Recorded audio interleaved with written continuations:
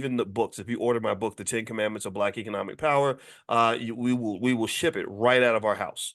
drboycebooks.com if you want to get a copy. drboycebooks.com. So anyway, and we don't just hire our kids.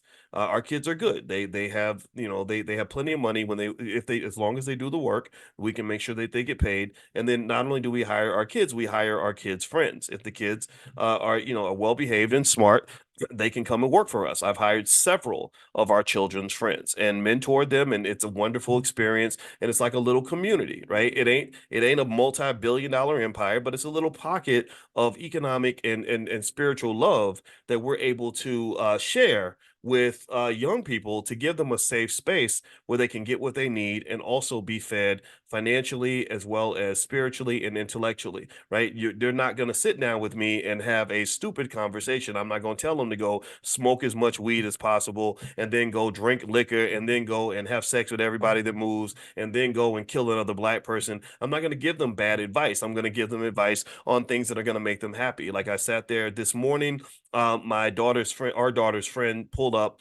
to pick her up for school, and the little girl was driving a BMW, right? They were in this little BMW. I thought it was a mama. And I said, "What the hell are you doing driving a BMW?" I said, "When I was your age, I drove a complete hoopty." I said, "But I'm old and you probably don't even know what a hoopty is." But I said, just imagine the ugliest car that you can think of and then divide it by two. If you imagine the ugliest car in the neighborhood divided by two, that's what I was rolling into school. I don't know anybody else drive a hoopty to school, right? So but I was happy. I was proud to have that hoopty. That was better than what I had before. And I just started talking to him about the next move and college and everything else. And it's like a pride. It's like a masculine pride of like I'm kind of like one of the neighborhood dads. I'm looking out for you. And so I start giving them unsolicited advice, right? They're kind of looking at their phones. I think they wanted to text their friends. Kids have their face in their phone, but I didn't care. I kept talking to them. And I really just sort of I was sort of speaking to them about basic stuff. Like I said, when you go to college, you got to work hard to be successful, and I want you to be happy. I said you're going to remember these days for the rest of your life.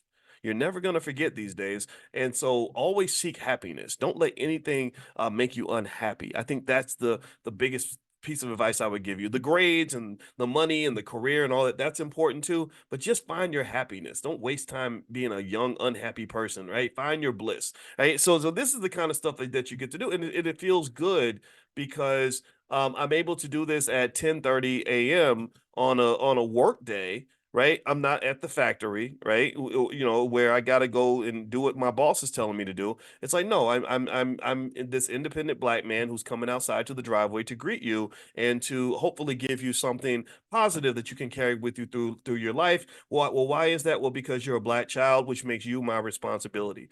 I may not be your dad. In general, I may never be your dad again, but for the next like 3 minutes, I'm going to be your father because as a black man, it is my responsibility to be one of the fathers in the community to make sure this little black girl is okay. Right. So in spaces like this is what I want you to understand and how the economics links to this. It's much harder to do that when you're struggling, whether it's financially, psychologically, or otherwise, right? I had to secure myself before I can secure other people. And I'm not just talking about securing myself financially. Sure, that's important, but I also had to secure myself emotionally. I had to do the work in terms of my own therapy and healing to make sure that I don't come out as some sort of toxic figure, because a lot of us had those toxic men in our lives that would come and give us stupid advice or would be so caught up in their own toxic nonsense that they put themselves into, or some stupid situation they were in, that they didn't have the ability to really give any good advice to kids. You can't spread love to the children because you don't even love yourself. Your life is such a mess that you can't create stability for other people. And I really believe these are skills that have to be developed and nurtured. This comes from consciousness. This comes from a certain level of consciousness. Because if the kids are, because kids are young and dumb, they just are. Their brains aren't even fully developed. Let's just be honest, right? Kids are kind of young, they're dumb relative to what they're going to be in the future, right? You're 17, your brain's all over the place, hormones, all right. So you're here, you're literally on the animal frequency, right? That's what you are when you're 17. You're a little horny sob, and you're just kind of all over the place, and what's happening at school is the most important thing in the world. So it's really important that the parent comes in in a helicopter, Because some parents don't arrive in a helicopter. Some parents they come out of the ground. They come out like an earthworm. They operating on the same frequency as the teenager. If you know what I'm talking about. Like, they just look at the Instagram and see how many older people you see who are just still all over the place, never healed, never grew, never evolved, never got anything secure. So how can you create stability and security for other people when you can't create that for yourself?